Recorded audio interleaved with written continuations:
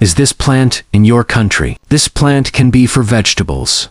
Even the ancients made a traditional herbal mixture. Plants like this usually grow in the forests of Southeast Asia. Even in Indonesia is difficult. But there are these plants and not easy to find. This is not easy for cooking spices. It's true that the shape is almost the same, only the difference at the bottom is different.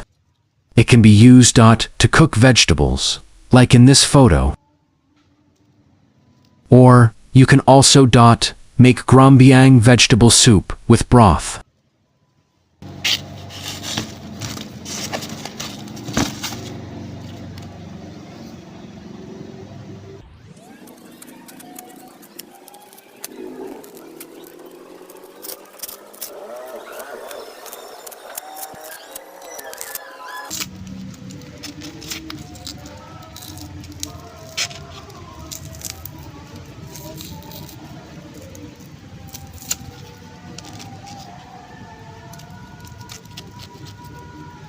Don't forget to subscribe and support this channel.